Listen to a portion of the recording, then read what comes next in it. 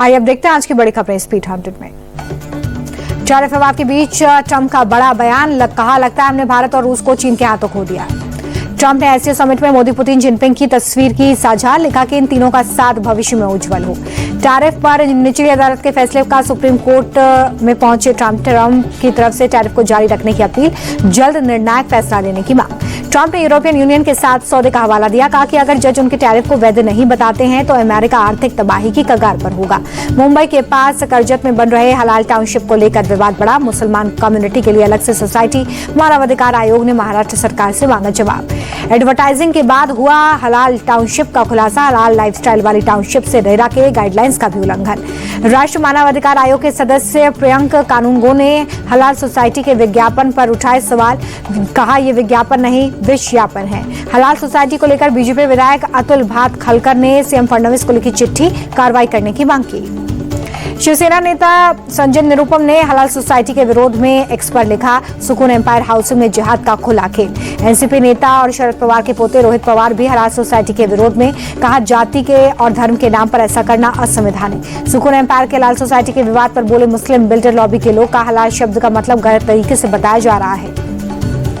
Deputy CM Ajit Pawar और महिला IPS में बहस, खनन रोकने गई अफसर को पवार ने वापस लौटने को कहा, अफसर का पहचानने से इनकार और आदेश न मानने पर महिला अफसर पर भड़के अजित पवार, कहा कि आप इतनी डियरिंग है, मैं आपके ऊपर एक्शन लूंगा। विवाद पर अजित पवार की सफाई, का कानूनी प्रक्रिया में हस्तक्षेप करना मेरा मकसद नहीं, मेरे लिए कानून का शासन सर्वोपरि। संजय राउत ने अजित पवार को घेरा, कहा सरकारी खजाने को नुकसान हो रहा था इसलिए अवैध खनन को रुकवाया, आईपीएस अधिकारी को सुरक्षा मिले। बिहार को लेकर केरल कांग्रेस का विवादित बयान, सोशल मीडिया प्लेटफॉर्म एक्स पर बीडी से की बिहार की तुलना, लिखा बी से बिहार, बी से बीडी, बाद में ट्वीट डिलीट किया। केरल कांग्रेस के ट्वीट पर बवाल, बिहार के डिप्टी सीएम सम्राट चौधरी बोले कांग्रेस ने पूरे बिहार का अपमान किया, असली चरित्र हुआ उजागर। डिप्टी सीएम विजय सिन्हा बोले कि बुद्ध, महावीर और गोविंद सिंह साहब की धरती रही बिहार, बिहारियों के अपमान का जवाब पूरा देश देगा। बिहार बीजेपी अध्यक्ष दिलीप जायसवाल बोले बिहारियों का अपमान और बिहार को छोटा दिखाना कांग्रेस का काम, जनता माफ नहीं करेगी। केरल कांग्रेस के पोस्टर पर भड़के नित्यानंद राय, का बिहारियों को अपमान करने में कांग्रेस और आरजेडी को आनंद, बिहार के लोग इसका बदला लेंगे। मंत्री मंगल पांडे ने कांग्रेस की सोच को घटिया बताया, कहा कांग्रेस जहां भी सत्ता में रही वहां बिहारियों का अपमान हुआ। बीजेपी नेता संजय म्यूख ने कांग्रेस से की माफी की मांग, कहा राहुल की यात्रा नाकामी के चलते बिहारियों का अपमान किया, अब भी तेजस्वी सवाल नहीं करेंगे। केरल कांग्रेस के ट्वीट पर जेडीयू नेता नीरज कुमार ने तेजस्वी यादव से जवाब मांगा, बोले बिहार का अपमान महागठबंधन के लिए राजनीतिक स्वाभिमान। मंत्री और जेडीयू नेता अशोक चौधरी बोले कि बिहार के प्रति कांग्रेस के मन में घृणा और ईर्ष्या, चुनाव में बिहार इस अपमान का बदला लेगा। केरल कांग्रेस के बचाव में उतरी आरजेडी, मृत्युंजय तिवारी बोले ट्वीट डिलीट हो गया, हमें बीजेपी से ज्ञान लेने की जरूरत नहीं। सपा प्रमुख अखिलेश यादव बोले कि मैं बीडी के खिलाफ एक शब्द नहीं बोलूंगा, हमारे यहाँ पर बीडी से 3 करोड़ लोगों को रोजगार मिलता है। लालू यादव का पीएम मोदी पर हमला, कहा कि गुजराती फॉर्मूला बिहार में नहीं चलेगा, विक्ट्री चाहिए बिहार से, फैक्ट्री गुजरात में। लालू यादव ने गुजराती बनाम बिहारी को हवा दी, कहा कि गुजराती लोग बिहारियों को इतने हल्के में ना लें, समझ लीजिए ये बिहार है। लालू यादव के बयान पर नित्यानंद राय का पलटवार, का निराशा में बेतुकी बातें करने लगे लालू, चुनाव में इनका सूपड़ा साफ होना तय। प्रशांत किशोर का तेजस्वी यादव पर हमला, कहा उनका भ्रष्टाचार सुशासन पर बोलना शेर के शाकाहारी होने जैसा, ये सत्ता में आए तो लूट करेंगे। एनडीए में सीट बंटवारे से पहले उपेंद्र कुशवाहा का शक्ति प्रदर्शन, मिलर ग्राउंड में महारैली, एनडीए सरकार की वापसी का भरोसा जताया। उपेंद्र कुशवाहा ने कहा जितनी अपेक्षा नहीं थी उससे कई गुना ज्यादा लोग आए। तेज प्रताप यादव बोले मेरा आरजेडी से कोई लेना देना नहीं, महागठबंधन के लोग मेरे साथ आ रहे हैं। पाकिस्तान पर मुख्यमंत्री योगी आदित्यनाथ की भविष्यवाणी, का खत्म होने वाला है पाकिस्तान का वजूद। सीएम योगी बोले पाकिस्तान अंदर से खोखला हो चुका है, आर्जक राष्ट्र विनाश में देरी नहीं लगाते। गोरखपुर में national security challenge before India कार्यक्रम में शामिल हुए सीएम योगी, सीडीएस अनिल चौहान मौजूद रहे। केतकी सिंह के बयान पर अखिलेश बोले कि मुझ पर टोटी चोरी का आरोप लगाया गया, इस बात को कभी नहीं भूलूंगा, एक आईएएस अधिकारी ने पूरा कांड करवाया।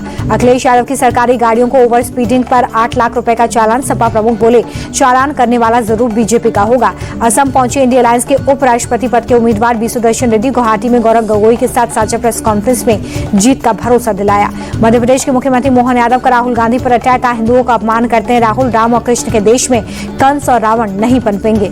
मध्य प्रदेश के शिक्षकों को चौथे वेतनमान का तोहफा, 1.5 लाख से ज्यादा शिक्षकों को मिलेगा फायदा। सीएम बोले शिक्षकों की बेहतरी के लिए करेंगे काम। पीओके में बंकर बना रही पाकिस्तानी आर्मी, सर्विलांस कैमरे भी हैं, तस्वीरें आई सामने। सिविल कपड़े पहनकर बंकर बनाने में जुटे पाक जवान, भारतीय सेना की नजर से बचने के लिए चोटियों की आड़ में तैयार कर रहे हैं बंकर। दिल्ली के यमुना बाजार में बिगड़े हालात, 12 फुट तक पानी भरा, यमुना बाजार में छतों को खाली कर रहे हैं लोगों को फंगल इन्फेक्शन हो रहा है। दिल्ली के उस्मानपुर का इलाका भी बाढ़ में डूबा। बाढ़ का पानी लोगों के घरों में घुसा, रेस्क्यू जारी। एनडीआरएफ की टीम मौके पर पहुंची। दिल्ली के मयूर विहार इलाके में निचले इलाके में पानी भरा। ड्रोन वीडियो में हर तरफ पानी। अरविंद केजरीवाल ने दिल्ली में बाढ़ पीड़ितों के लिए बने राहत शिविरों का दौरा किया। केंद्र सरकार से पीड़ितों को सुविधा बढ़ाने की अपील। गुजरात के महिसागर में ततरौली के पास हाइड्रो पावर प्लांट में पानी भरा। माही नदी का प्लांट में पानी घुसने से 5 लोगों की डूबने की आशंका। पानी से लबालब हुआ नर्मदा डैम। पहली बार सीजन में डैम के 23 गेट खोलने पड़े। भरूच, नर्मदा, वडोदरा जिले के नर्मदा किनारे के गांवों पर खतरा बढ़ा। 27 गांव को अलर्ट जारी किया गया। गुजरात में नर्मदा नदी का जलस्तर बढ़ा। पानी बढ़ने से सरदार सरोवर बांध के गेट खोले गए। राजस्थान के बांसवाड़ा में जकोडिया नदी के उफान में कार फंसी। कार सवार 3 लोगों का रेस्क्यू किया गया। पंजाब के तरनतारन में हरिके गांव में बड़े पैमाने पर कटाव। गांव की सुरक्षा के लिए सेना को बुलाया। फिरोजपुर में सतलुज नदी उफान पर पहुंची। गांव टापू में तब्दील। गांव के लोग राहत शिविरों में शरण लेने को मजबूर। पंजाब के पटियाला में गागर नदी उफान पर पहुंची। नदी का स्तर बढ़ने से सरला गांव के पास तटबंध टूटा। अधिकारियों ने लोगों से सुरक्षा के पूरे बंदोबस्त करने का भरोसा दिया। चंडीगढ़ में बारिश से हाल बेहाल। आने जाने के लिए लोगों को ट्रैक्टर और नाव का सहारा लेना पड़ रहा है। पंजाब में बाढ़ पीड़ितों को राहत सामग्री पहुंचाएगी सरकार। सीएम रेखा गुप्ता की अध्यक्षता में बीजेपी प्रदेश कार्यालय में बैठक। बीजेपी प्रदेश कार्यालय की बैठक में पंजाब में बाढ़ को लेकर चर्चा। मीटिंग में सीएम रेखा गुप्ता, दिल्ली बीजेपी प्रदेश अध्यक्ष और कई नेता मौजूद रहे।